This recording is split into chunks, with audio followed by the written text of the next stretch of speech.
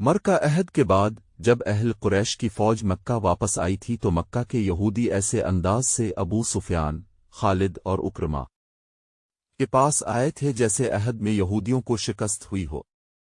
یہودیوں کے سرداروں نے ابو سفیان سے کہا تھا کہ مسلمانوں کو شکست نہیں ہوئی اور لڑائی ہار جیت کے بغیر ختم ہو گئی ہے، تو یہ قریش کی شکست ہے، یہ یہودیوں کی ناکامی ہے۔ یہودیوں نے اہل قریش کے ساتھ اس طرح ہمدردی کا اظہار کیا تھا جیسے وہ اہل قریش کی ناکامی پر غم سے مرے جا رہے ہیں۔ انہی دنوں خالد نے پہلی بار یوحوا کو دیکھا تھا۔ وہ اپنے گھوڑے کی ٹہلائی کے لیے آبادی سے باہر نکل گیا تھا۔ جب وہ واپس آ رہا تھا تو راستے میں اسے یوحوا مل گئی۔ یوحوا کی مسکراہٹ نے اسے روک دیا۔ میں تسلیم نہیں کر سکتی، ولید کا بیٹا جنگ سے ناکام لوٹ آیا ہے، یوحوا نے کہا اور خالد کے گھوڑے کی گردن پر ہاتھ پھیرنے لگی اور بولی، مجھے اس گھوڑے سے پیار ہے جو مسلمانوں کے خلاف لڑنے گیا۔ خالد یوں گھوڑے سے اتر آیا جیسے یوحوا کے جادو نے اسے گھوڑے سے زمین پر کھڑا کر دیا ہو۔ اس سے بڑی ناکامی اور کیا ہوگی کہ تم مسلمانوں کو شکست نہیں دے سکے، کوہا نے کہا۔ تمہاری شکست ہماری شکست ہے، اب ہم تمہارا ساتھ دیں گے، لیکن تمہارے ساتھ ہوتے ہوئے بھی تم ہمیں اپنے ساتھ نہیں دیکھ سکو گے۔ خالد نے یوں محسوس کیا جیسے اس کی زبان بند ہو گئی ہو۔ تلواروں، برچھیوں اور تیروں کی بوچھاروں کا مقابلہ کرنے والا خالد یوحوا کی مسکراہٹ کا مقابلہ نہیں کر سکا۔ اگر یہودی ہمارے ساتھ نہیں ہوں گے تو ہمارے کس کام آ سکیں گے؟ خالد نے پوچھا۔ کیا تم مجیتی ہو کہ صرف تیر ہی انسان کے جسم سے پار ہو جاتا ہے؟ یوحوا نے کہا۔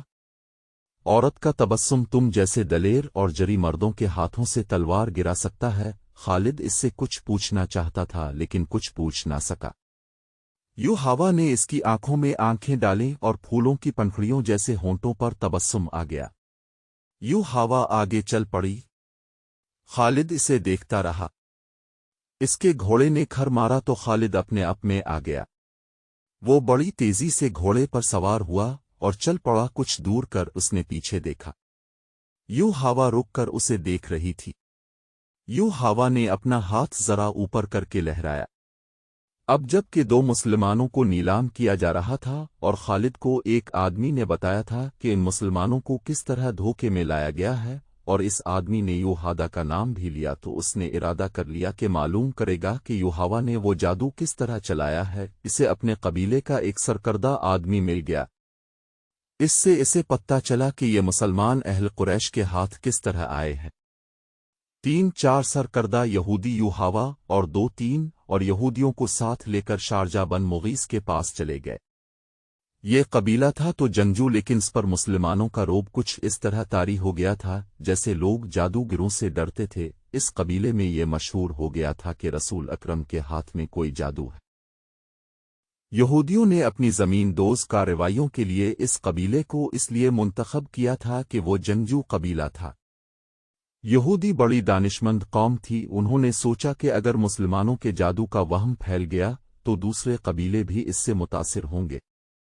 یہ یہودی اس قبیلے کے سردار شارجہ بن مغیث کے پاس گئے اور اس کا یہ وہم دور کرنے کے لیے کہ مسلمان جادوگر ہیں اسے بہت کچھ کہا، لیکن شارجہ بن مغیث نے تسلیم نہ کیا۔ رات کو یہودیوں کے کہنے پر شارجہ بن مغیث نے ان مہمانوں کی ضیافت کا انتظام باہر کھلے آسمان تلے کیا۔ ان یہودیوں نے اپنے ہاتھوں اپنے میزبانوں کو شراب پلائی۔ شارجہ بن مغیث اور اس کے قبیلے کے چند ایک سرکردہ افراد کو جو شراب پلائی گئی اس میں یہودیوں نے کوئی صفوف سا ملا دیا تھا۔ پھر یہودیوں نے اپنے جادو کے کچھ شعبے دکھائے۔ یوحوا نے اپنے حسن کا جادو چلایا۔ اس کا ذریعہ ایک رقص بھی تھا جس میں یہودین نیم برہنہ تھیں۔ ناچتے ناچتے ان کے جسموں پر جو ادھورے سے لباس تھے وہ بھی سرک کر زمین پر جا پڑے۔ یہودی اپنے سازندے ساتھ لے گئے تھے۔ اگلے روز جب شارجہ بن مغیث کی آنکھ کھلی تو اسے محسوس ہوا جیسے وہ بڑے ہی حسین خواب سے جاگا ہو۔ اس کے خیالات بدلے ہوئے تھے۔ کچھ دیر بعد وہ پھر اپنے قبیلے کے دوسرے سرداروں کے ساتھ یہودیوں کے پاس بیٹھا تھا۔ یہود نے بھی وہاں موجود تھیں۔ یوحوا کو دیکھ کر وہ بے قابو ہو گیا۔ اس نے لپک کر یوحدا کا بازو پکڑا اور اسے کھینچ کر اپنے پاس بٹھا لیا۔ ضروری نہیں کہ دشمن کو میدان میں للکار کر اسے شکست دی جائے۔ ایک یہودی نے کہا، ہم مسلمانوں کو دوسرے طریقوں سے بھی ختم کر سکتے ہیں، اس کا ایک طریقہ ہم تمہیں بتاتے ہیں۔ خالد کو بتایا گیا کہ ان 6 مسلمانوں کو مدینے سے دھوکے سے لانے کا یہ طریقہ یہودیوں نے بتایا تھا، اور شارجہ بن مغیث نے جو آدمی رسول کریم کے پاس بھیجے تھے ان میں ایک یہودی بھی تھا۔ خالد مسلمانوں کو اپنا بدترین دشمن سمجھتا تھا، لیکن اسے یہ غیر جنگی طریقے اچھے نہیں لگتے تھے۔ خالد اپنے گھر گیا، اپنی ایک خادمہ سے کہا کہ وہ یوحوا ہودن کو بلا لائے۔ یوحوا اتنی جلدی اس کے پاس آئی جیسے وہ اس کے بلاوے کے انتظار میں قریب ہی کہیں بیٹھی تھی۔ تم نے مسلمانوں کو کامیابی سے دھوکا دیا ہے، خالد نے یوحوا سے کہا، اور مغیث کے قبیلے کے لوگ تمہیں جادوگرنی کہنے لگے ہیں، لیکن یہ طریقہ مجھے پسند نہیں آیا۔ میری بات غور سے سنو خالد، تم اپنے قبیلے کے نامور جنگجو ہو، لیکن تم میں عقل کی کمی ہے۔ دشمن کو مارنا ہے، تلوار سے مارو اور اسے تیکھی نظروں سے ہلاک کر دو۔ تیر اور تلوار چلائے بغیر دشمن کو کوئی مجھ جیسی عورت ہی مار سکتی ہے۔ آج 4 برس بعد وہ جب صحرا میں تنہا جا رہا تھا تو یوحوا کی باتیں اسے یاد آ رہی تھیں۔ اس حد تک تو وہ خوش تھا کہ یہودی ان کے ساتھ تھے، لیکن اسے یہ بھی معلوم تھا کہ یہودیوں کی دوستی میں جہاں مسلمانوں کی دشمنی ہے وہاں ان کے اپنے مفادات بھی ہیں۔ البتہ اس نے یہ تسلیم کر لیا تھا کہ یوحوا اگر جادوگرنی نہیں تو اس کے سراپا میں جادو کا کوئی اثر ضرور۔ خالد کا گھوڑا مدینہ کی طرف چلا جا رہا تھا۔ اس کے ذہن میں پھر خبیب بن عدی اور زید بن الدخنہ آ گئے۔ لوگ ان کی بولیاں بے مجھ کر دے رہے تھے۔ آخر سودا ہو گیا اور تقرش کے 2 آدمیوں نے انہیں بہت سے سونے کے عوض خرید لیا۔ یہ دونوں آدمی ان دونوں صحابیوں کو ابو سفیان کے پاس لے گئے۔ ہم نے اپنے عقیدے سے ہٹ کر محمد کے پاس چلے جانے والے ان 2 آدمیوں کو اس لیے خریدا ہے کہ ان اہل قریش کے خون کا انتقام لیں جو عہد کے میدان میں مارے گئے تھے۔ انہیں خریدنے والوں نے کہا، ہم انہیں آپ کے حوالے کرتے ہیں، اب قریش کے سردار و سالار ہیں۔ ہاں، ابو سفیان نے کہا کہ زمین مسلمانوں کے خون کی پیاسی ہے، ان 2 مسلمانوں کا خون اپنی زمین کو پلا دو۔ لیکن مجھے یاد آ گیا ہے کہ یہ مہینہ جو گزر رہا ہے ہمارے دیوتاؤں اس اور حبل کا مقدس مہینہ ہے، یہ مہینہ ختم ہو لینے دو۔ اگلے دن انہیں کھلے میدان میں لے جا کر لکڑی کے کھمبیوں کے ساتھ باندھ دینا اور مجھے بلا لینا۔ خالد نے جب ابو سفیان کا یہ حکم سنا تو وہ اس کے پاس گیا۔ مجھے آپ کا یہ فیصلہ اچھا نہیں لگا۔ ہاں خالد، ابو سفیان نے کہا، جس کے دل پر چوٹ پڑتی ہے اس کے خیالات تم سے بہت مختلف ہوتے ہیں۔ کسی کو اپنا دشمن کہنا کچھ اور بات ہے، لیکن اپنے دشمن کو پننے کسی عزیز کا خون بخش دینا بڑی ہی ناممکن بات ہے۔ تم کس کو قائل کرو گے کہ وہ ان 2 مسلمانوں کی جان بخشی کر دے؟ تم جاؤ خالد، ان 2 مسلمانوں کو اپنے قبیلے کے رحم و کرم پر چھوڑ دو۔ خالد خاموشی سے واپس چلا گیا۔ پھر خالد کو وہ بھیانک منظر یاد آیا جب باہر میدان میں لکڑی کے 2 کھمبیوں کے ساتھ حبیب اور زید بندھے کھڑے تھے۔ تماشائیوں کا چین چلاتا ہوا ہجوم اکٹھا ہو گیا تھا۔ ادھر سے ابو سفیان اور ہند گھوڑوں پر سوار ہجوم میں داخل ہوئے۔ ہجوم کے نعرے اور انتقامی نعرے پہلے سے زیادہ بلند ہو گئے۔ اگر اس ہجوم میں کوئی خاموش تھا تو صرف خالد تھا۔ ابو سفیان گھوڑے پر سوار دونوں قیدیوں کے قریب گیا اور دونوں نے اسے کہا کہ وہ زندگی کی آخری نماز پڑھنا چاہتے ہیں۔ ابو سفیان نے انہیں اجازت دے دی۔ خالد اب مدینہ کی طرف جا رہا تھا۔ اسے جب وہ منظر یاد آیا کہ دونوں قیدیوں کے ہاتھ کھول دیے گئے اور وہ قبلہ رو ہو کر نماز پڑھنے لگے۔ خالد پر اس وقت جو اثر ہوا تھا وہ اب 4 برس بعد اس کی ذات سے ابھر آیا۔ گھوڑے کی پیٹھ پر بیٹھے بیٹھے خالد کا سر جھک گیا۔ خبیب بن عدی اور زید بن الدشنہ ہجوم کی چیخ و پکار سے لا تعلق پنی موت سے بے پرواہ خدا کے حضور رکوع و سجود میں محو تھے۔ انہوں نے نہایت اطمینان سے نماز پڑھی، دعا کے لیے ہاتھ اٹھا۔ کوئی نہیں بتا سکتا، تاریخ بھی خاموش ہے کہ انہوں نے خدا سے کیا دعا مانگی۔ انہوں نے خدا سے یہ نہیں کہا ہوگا کہ دشمن انہیں آزاد کر دے۔ وہ اٹھے اور خود ہی لکڑی کے کھمبوں کے ساتھ پیٹھیں لگا کر کھڑے ہو گئے۔ او بد قسمت انسانوں! ابو سفیان نے بڑی بلند آواز سے خبیب اور زید سے کہا، تمہاری قسمت اور زندگی میرے ہاتھ میں ہے، اپنی زبانوں سے کہہ دو کہ ہم اسلام کو ترک کرتے ہیں اور اب ہم اہل قریش میں سے ہیں اور 360 بتوں کو برحق مانتے ہیں۔ یہ اعلان کر دو اور اپنی زندگیاں مجھے سے واپس لو، اگر نہیں تو موت کو گلے لگا۔ یہ بھی سوچ لو کہ تمہاری موت سہل نہیں ہوگی۔ یہ باطل کے پجاری ابو سفیان۔ زید کی آواز گرجی، ہم لعنت بھیجتے ہیں پتھر کے ان بتوں پر جو اپنے اوپر بیٹھی ہوئی مکھی کو بھی نہیں اڑا سکتے۔ ہم لعنت بھیجتے ہیں عربی اور ہیل پر جو تمہیں اگلے جہان دوزخ کی آگ میں پھینکیں گے۔ ہم پجاری ہیں اس ایک اللہ کے جو رحمان اور رحیم ہے، اور ہم عاشق ہیں محمد کے جو اللہ کے رسول ہیں۔ میرا رستہ وہی ہے جو زید نے تمہیں دکھا دیا ہے۔ خبیب نے بلند آواز سے کہا، اے اہل مکہ! سچا وہی ہے جس کے نام پر ہم قربان ہو رہے ہیں۔ ہمیں نئی زندگی ملے گی جو اس زندگی سے بہت زیادہ حسین اور مقدس ہوگی۔ باندھ دو انہیں ان کے بوہے کے ساتھ۔ ابو سفیان نے حکم دیا، یہ موت کا ذائقہ چکھنے کے مشتاق ہے۔ دونوں کے ہاتھ پیچھے کر کے کھمبوں کے ساتھ جکڑ دیے گئے۔ ابو سفیان نے گھوڑا موڑا اور ہجوم کی طرف آیا۔ عزا اور حبل کی قسم! ابو سفیان نے بلند آواز سے ہجوم سے کہا، میں نے اپنے قبیلے میں کوئی ایک بھی ایسا نہیں دیکھا جو اپنے سردار پر اس محبت اور ایثار سے جان قربان کرنے کے لیے تیار ہو جس طرح کے پیروکار اس کے نام پر فدا ہوتے ہیں۔ ہند اپنے گھوڑے پر سوار کچھ دور کھڑی تھی۔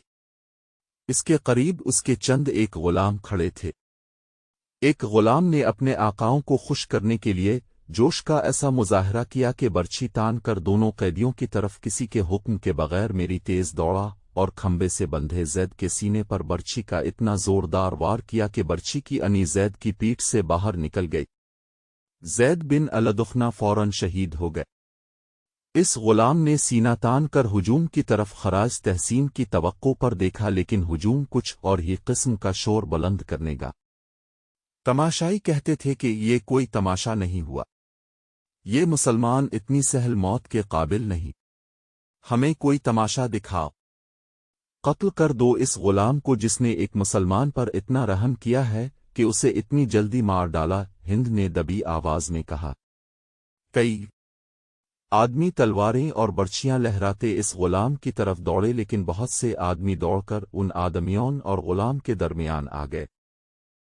ایک آدمی نے جو گھوڑے پر سوار تھا للکار کر کہا، عربی خون اتنا جدل نہیں کہ دو آدمیوں کو باندھ کر مارنے کے لیے قریش کا پورا قبیلہ اکٹھا ہو گیا ہے۔ خدا کی قسم! ابو سفیان کی جگہ اگر میں ہوتا تو ان دونوں آدمیوں کو آزاد کر دیتا۔ یہ ہمارا خون ہے اور یہ ہمارے مہمان ہیں، ہم ان سے میدان جنگ میں لڑیں گے۔ یہ خالد تھا۔ یہ ٹھیک کہتا ہے۔ ہجوم میں سے کئی آوازیں سنائی دیں۔ مہمان کو باندھ کر مارنا عرب کی روایت کے خلاف ہے۔ تماشائیوں کے ہجوم میں سے بے شمار آوازیں ایسی سنائی دے رہی تھیں جو کہتی تھیں کہ ہم تماشا دیکھیں گے، ہم دشمن کو اس طرح ماریں گے کہ وہ مر مر کے جیے۔ تھوڑی دیر بعد تماشائیوں کا ہجوم دو حصوں میں بٹ گیا کہ ایک گروہ حبیب کے قتل کے خلاف تھا، اسے وہ عرب کی روایتی بہادری کے منافی سمجھتا تھا، اور دوسرا گروہ حبیب کو تڑپا تڑپا کے مارنے کے نعرے لگا رہا تھا۔ خالد نے جب اہل مکہ کو اور دور دور سے آئے ہوئے تماشائیوں کو اس طرح ایک دوسرے کے خلاف نعرے لگاتے دیکھا تو وہ دوڑتا ہوا ابو سفیان تک گیا۔ دیکھ لیا ابو سفیان؟ خالد نے کہا، دیکھ لے۔ یہاں میرے کتنے حامی ہیں، ایک کو مار دیا ہے، دوسرے کو چھوڑ دیں ورنہ اہل قریش آپس میں ٹکرا جائیں گے۔ ہند نے خالد کو ابو سفیان کے پاس کھڑے دیکھا تو وہ سمجھ گئی کہ خالد بھی حبیب کی رہائی کا حامی ہے۔ ہند نے گھوڑے کو الفاڑے لگائی اور ان دونوں کے پاس جا پہنچی۔ خالد، ہند نے سخت بھری ہوئی آواز میں کہا، میں جانتی ہوں تم کیا چاہتے ہو۔ کیا تم ابو سفیان کو اپنا سردار نہیں مانتے؟ اگر نہیں تو یہاں سے چلے جاؤ، میں نے جو سوچا ہے وہ ہو کر رہے گا۔ خالد، ابو سفیان نے کہا، گر تم سمجھتے ہو کہ میرا حکم اور میرے ارادے صحیح نہیں تو بھی مجھے ان پر عمل کرنے دو۔ اگر میں نے اپنا حکم واپس لے لیا تو یہ میری کمزوری ہوگی۔ پھر لوگ میرے ہر حکم پر یہ توقع رکھیں گے کہ میں اپنا حکم واپس لے لوں۔ خالد کو آج مدینہ کے راستے میں یاد آ رہا تھا اور اسے افسوس ہو رہا تھا کہ اس نے ابو سفیان کا حکم مان لیا تھا۔ خالد کی خوبیوں میں سب سے بڑی خوبی نظم و نسق اور اپنے سردار کی اطاعت تھی۔ اس نے اپنے سینے پر پتھر رکھ کر صرف اس لیے ابو سفیان کا حکم مان لیا تھا کہ اہل قریش میں حکم عدولی کی روایت قائم نہ ہو۔ یہ اہل مکہ ابو سفیان نے دو گروہوں میں بٹے ہوئے تماشائیوں سے بلند آواز میں کہا، الف گر آج یہاں دو مسلمانوں کے قتل پر ہم یوں بٹ گئے تو ہم دان جنگ میں بھی کسی نہ کسی مسئلے پر بٹ جائیں گے اور فتح تمہارے دشمن کی ہوگی۔ اگر اپنے سردار کی اطاعت سے یوں انحراف کرو گے تو تمہارا انجام بہت برا ہوگا۔ ہجوم کا شورور غل کم ہو گیا، لیکن خالد نے دیکھا کہ اہل مکہ کے کئی ایک سردار چہروں پر نفرت کے آثار لیے واپس گھروں کو جا رہے تھے۔ انہیں دیکھ کر بہت سے لوگ بھی جو تماشا دیکھنے آئے تھے واپس چلے گئے۔ خالد وہاں نہیں رکنا چاہتا تھا، لیکن وہ خطرہ محسوس کر رہا تھا کہ دونوں گروہ آپس میں ٹکرا جائیں گے۔ اس کے اپنے قبیلے کے زیادہ تر لوگ تماشائیوں میں موجود تھے، وہ کم از کم اپنے قبیلے کو اپنے قابو میں رکھ سکتا تھا۔ ہند نے تماشے کا پورا انتظام کر رکھا تھا۔ اس کے اشارے پر 40 کم سن لڑکے جن کے ہاتھوں میں برچیاں تھیں دوڑتے اور چیختے چلاتے ہوئے تماشائیوں میں سے نکلے اور خبیب کے ارد گرد ناچنے اور چیخنے چلانے لگے۔ 2-4 لڑکے برچیاں تانے ہوئے خبیب تک جاتے اور دوڑ کر خبیب پر وار کرتے تھے، لیکن خبیب کو گزند پہنچائے بغیر ہاتھ روک لیتے۔ خبیب نعرہ لگاتے تھے، میرا خدا سچا ہے اور محمد خدا کے رسول ہیں۔ چند اور لڑکے اس طرح برچیاں تان کر ان پر ہلہ بولتے جیسے خبیب کے جسم کو چھلنی کر دیں گے، لیکن وار کر کے وار روک لیتے۔ خبیب کے بدکنے پر تماشائیوں کا ہجوم داد و تحسین کے نعرے اور قہقہے لگاتا۔ لڑکوں کا یہ کھیل کچھ دیر جاری رہا۔ اس کے بعد لڑکوں نے یہ طریقہ اختیار کیا کہ برچھی کا وار بڑی زور سے کرتے، لیکن حبیب کے جسم پر اتنا سا وار لگتا کہ برچھیوں کی انہیں کھال میں ذرا سی اتر کر پیچھے جاتے۔ بہت دیر تک یہی کھیل چلتا رہا۔ تماشائی داد و تحسین کے نعرے اور حبیب اللہ اکبر اور محمد رسول اللہ کے نعرے بلند کرتے رہے۔ خبیب کے کپڑے خون سے لال ہو چکے تھے۔ ابو جہل کا بیٹا اکرما ہاتھ میں برچھی لیے ان لڑکوں کے پاس جا پہنچا اور انہیں ہدایات جاری کرنے لگا۔ حبیب کے جسم کا کوئی بھی حصہ ایسا نہ رہا جہاں برچھی نہ چھی ہو اور وہاں سے خون نہ ٹپک رہا ہو۔ ان کے چہرے پر بھی برچیاں ماری گئیں۔ جب بہت دیر گزر گئی اور لڑکے ناچ ناچ کر اور برچیاں چھو چھو کر تھک گئے تو اکرما نے لڑکوں کو وہاں سے ہٹا لیا۔ خبیب خون میں نہائے ہوئے تھے اور ابھی زندہ تھے اور ہر طرف دیکھ رہے تھے، ان کے نعروں میں کمی نہیں آئی تھی۔ اکرما ان کے سامنے کھڑا ہو گیا اور برچھی تان کر خبیب کے سینے اتنی زور سے ماری کہ فاصلہ کم ہونے کی وجہ سے برچھی خبیب کے جسم سے پار ہو گئی۔ خبیب شہید ہو گئے، ان کی لاشیں یہیں بندھی رہنے دو۔ ہند کی گرجدار آواز سنائی دی، اب کئی دن ان کی لاشوں کے گلنے سڑنے کا تماشا دیکھتے رہو۔ یہ واقعہ جولائی 625 عیسوی کا تھا، جو خالد کو یاد آ رہا تھا۔ اس نے اپنے دل میں درد کی ٹیس محسوس کی۔ سب اور زید کے قتل نے قریش کے سرداروں میں اختلاف کا بیج بو دیا تھا۔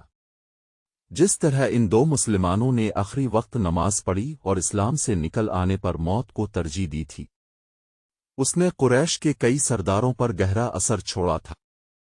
خود خالد نے اگر اسلام کی نہیں تو جیبت اور زید کی دل میں بہت تعریف کی تھی۔